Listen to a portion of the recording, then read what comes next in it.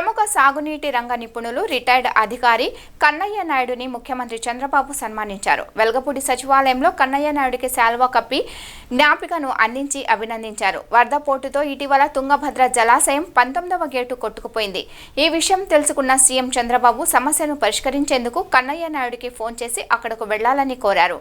పరిస్థితిని గాడిన పెట్టేందుకు ఎంతో శ్రమించిన కన్నయ్య నాయుడు వరద ప్రవాహం ఉధృతంగా కొనసాగుతున్న సమయంలోనే ఏపీ, కర్ణాటక అధికారుల సహకారంతో స్టాప్ లాంగ్ గేట్ విజయవంతంగా అమర్చారు.